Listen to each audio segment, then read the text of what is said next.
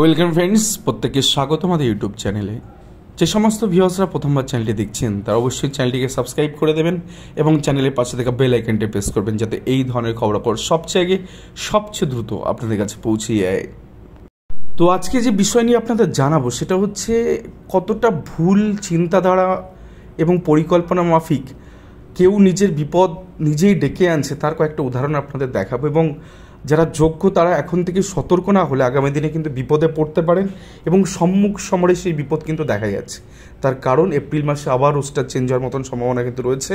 তো 2017 জিন সার্ভিস প্রাথমিকের যারা 42,949 যারা চাকরি পেয়েছেন তাদের দ্বারা, সবার দ্বারা নয়, কিছু কিছু ব্যক্তির দ্বারা পরিকল্পিত 3টে বড় বড় ভুল শুধুমাত্র কম্পিটিশন করে নিজের যে টিম, নিজের যে পিটিশনার ফেসবুক লাইভে এসে গুছিয়েছে বা হোয়াটএভার যেভাবে গোছানো গেছে, ইউটিউবে এসে বলা বা বিভিন্নভাবে বলা, তো সেখানে কে এগিয়ে যাবে এই প্রতিযোগিতার দরুন কোথাও না কোথাও গিয়ে সবাই ভুল পদক্ষেপ নিচ্ছে। যারা যোগ্য আছেন তারা এখন থেকে সতর্ক না হলে গোটাটাই কিন্তু ডুববে। আমি আপনাদের ভুলগুলো জাস্ট ধরিয়ে দেওয়ার চেষ্টা করছি। তো একদম শুরুতে অ্যাকচুয়ালি 3টে না 4টে ভুল দেখাবো আপনাদের।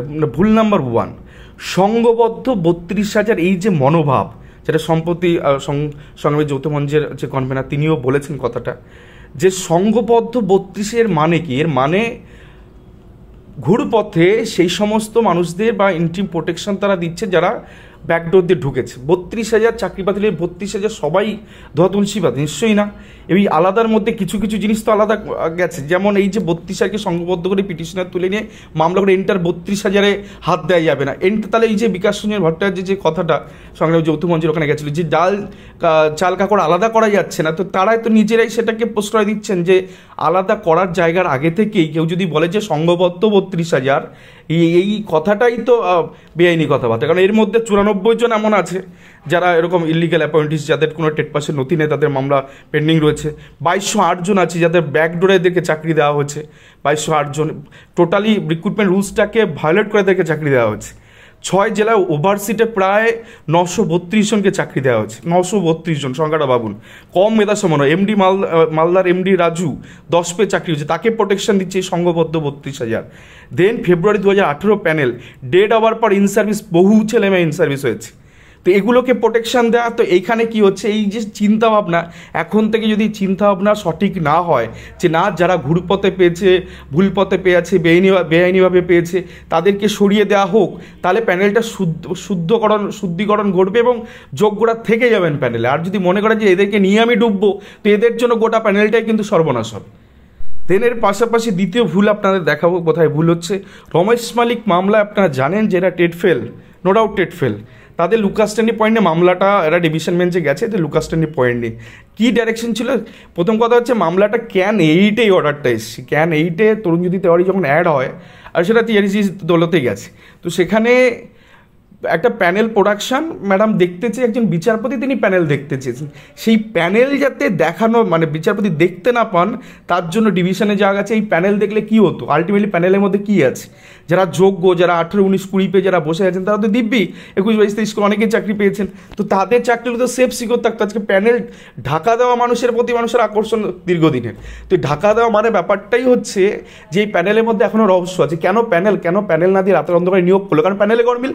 তো সেই জায়গা থেকে যদি প্যানেলটা বাইরে আসতো এবং সেটার উপরে যদি আলোচনা, আলোকপাত, বিভিন্ন ধরনের জিনিসগুলো সামনে আসতো, তাহলে এখানে অযোগ্যগুলো সাইডে সরে যেত আর যোগ্যগুলো থেকে যেত প্যানেলে। বাট এদেরই একটা চেষ্টা, এই যে সংঘবদ্ধ 32 মনোভাবকারী ব্যক্তিদের, যে প্যানেলটাকে দেখানো যাবে না, একজনের গেলে তারই বিপদ।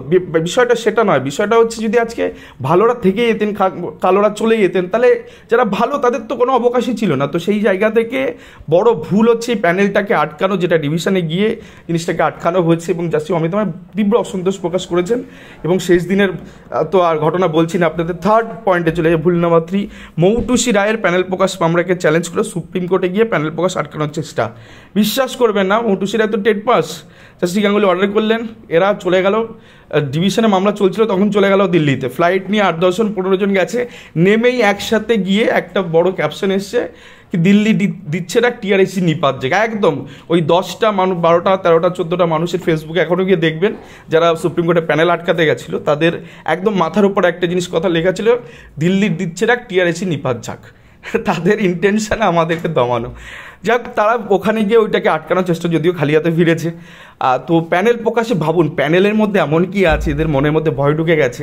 অ্যাকচুয়ালি যারা যোগ্যরা এদের সাপোর্ট করছে কী করে, যে প্যানেলটা যদি বাইরে বেরিয়ে আসে তাহলে তো মানুষের অ্যালিগেশন তোলার জায়গা নেই। আরে ভাই, একটা যে প্যানেলের দৌলতে চাকরি, সেই প্যানেল আটকানোর কিসের চেষ্টা, কেনই বা চেষ্টা হবে এতদিন পরে? আর যেখানে গিয়ে কোর্ট ডিরেকশন দিচ্ছে, কোর্ট দুবার ডিরেকশন, সিঙ্গেল বেঞ্চের জেসি গাঙ্গুলি অর্ডার দিলেন, জেসি অমৃতা সিনহা অর্ডার দিলেন, তো প্যানেলকে আটকানোর জন্য এরা কখনো ডিভিশন বেঞ্চ, কখনো দিল্লি ছুটে বেড়াচ্ছেন এবং এত কারিগরি টাকা নষ্ট করছেন। আটকানো যাবে না, ডিভিশনের মামলা শুরু হয়ে যাওয়ার সামনে আসবে। দেন 4 নম্বর পয়েন্ট, যেটা আজকে হলো আপনাদের দেখাবো, যে যেখানে গিয়ে যে বেঞ্চ 2009 এরকম একটা ঐতিহাসিক অর্ডার দিয়েছিলেন, যে প্যানেলের টাচটা করে একদম পরিষ্কার, জাস্টিস মান্থা পরিষ্কার এই মামলা চলাকালীন লাইভ স্ট্রিমে আমরাও ছিলাম, তো সেক্ষেত্রে পরিষ্কার বলছেন ডিপিএসসির যে অ্যাডভোকেট আইনজীবীকে, যে আপনি বলুন দুর্নীতি হচ্ছে, বেনিয়ম হচ্ছে, অনিয়ম হচ্ছে, আপনি শুধু বলুন, ডিপিএসসির যিনি আইনজীবী ছিলেন, এই কী করবো, টোটাল প্যানেলটাকে বাতিল করে দেবো নাকি পিটিশনারদের চাকরি দেবো? তো সেক্ষেত্রে তিনি জানেন দুর্নীতি হচ্ছে, সেই জায়গা থেকে একটা কনসার্ন অর্ডার বেরিয়ে আসে এবং সেখানে যারা অযোগ্যভাবে ঢুকে আছে প্যানেল, তাদেরকে টাচ না করে, যেহেতু এতদিনের একটা ব্যাপার, তো উনি আর বাধার বিপত্তির মধ্যে আছে, এবং সুপ্রিম কোর্টে এই ধরনের অর্ডার আছে, তো সেখান থেকে জাস্টিস রাজশেখর মান্থা স্যার তিনি কী বললেন, একটা কনসার্ন অর্ডার দিয়ে পিটিশনারদের দিয়ে দিলেন চাকরি। আজকে হাইকোর্টে বিচারপতি রাজশেখর মান্থা স্যার এই 32 ডিভিশন বেঞ্চে 32 মামলাটা আজকেও শুনানির জন্য যায়। সেখানে এই যে অ্যাপিলেন্ট যারা আছে, তারা প্রথম কথা মামলা এতদিন কোনোদিন মেনশনই করেনি, মানে মেনশনে এক আধবার করেছে, তাও একটা ভালো গ্রুপের তরফ থেকে, তারাও ইন সার্ভিস, তারাও তাদের অ্যাক্টিভিটিগুলো ভালো। বাকিদের কথা বলছি, যারা ইন্টেনশনালি এই মামলাটাকে জাস্টিস রাজশেখর মান্থা স্যারের বেঞ্চে শুনানি করতে দিতে চাইছে না, তারা আদতে যেটা চাইছে সেটা হচ্ছে সাব্বার রশিদি স্যারের বেঞ্চের মতন একটা ডিভিশন বেঞ্চ চাইছে, যেটা টোটালটাই উড়ে যাক। এই প্যানেল এক্সিস্ট না করলে যে কাট অফ মামলা এগুলো তো কিছুই থাকবে না। তো সেক্ষেত্রে যারা যোগ্য দাবিদার, তারা তো একটা দিনের শেষে একটা চাকরি তারা চায়। তো এই মামলাটা হলে বিভিন্ন সবার সাথে কথা বলেছি, সবার একটাই দাবি, কেউ দাবি করেনি যে প্যানেল বাতিল হোক। প্রত্যেকের যে নোটস অফ আর্গুমেন্ট, যারা বঞ্চিত আছে, যারা এতদিন চাকরি পায়নি, তাদের একটাই দাবি ছিল, তাদের অ্যাডভোকেটকে এটাই বলা ছিল, ইভেন প্রিয়াঙ্কা নস্করা তরুণীতি থেকে সরে গেল এই কারণে যে তারা চাকরির দাবি করছে। তো এমন একটা বেঞ্চ ছিল, যে বেঞ্চে জাস্টিস রাজশেখর মান্থা স্যার তিনি এটা করতে পারতেন। তার কাছে যেহেতু 9 ক্ষেত্রে তিনি একটা সলিউশন বের করে দিয়েছেন, এই 16 ক্ষেত্রে সলিউশন বের করলে ইন সার্ভিসটাও কোথাও গিয়ে একটা প্রোটেকশন পাওয়ার মতন জায়গা ছিল। কিন্তু একটা শ্রেণী, আমি নাম বলছি না, তারা কল্যাণময় গাঙ্গুলিকে দাঁড় করিয়ে তার ব্রেন ওয়াশ কী করেছে আমি জানি না, কার্যত এই বেঞ্চে তারা শুনানি করাতে যায় না।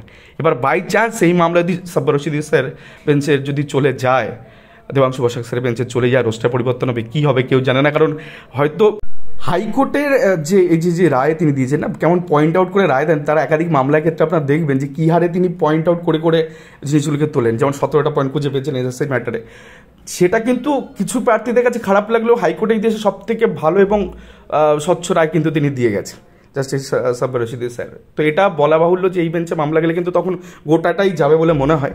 আর এটা যারা আটকাচ্ছেন, তারা এতগুলো ভুল করে, কমিটেড ভুল করে বসে আছেন। আর যোগ্যরা আমি বলবো, এদের থেকে আমি কী বলি, এদের কিছু বলার নেই। আপনারা নিজেরাই বুঝতে পারছেন যে কী হচ্ছে এবং কীভাবে পরিচালিত হচ্ছেন। ভুল পথে যাবেন না, নিজেদের বাঁচান। ধন্যবাদ সকলকে, ভালো থাকবেন, সুস্থ থাকবেন।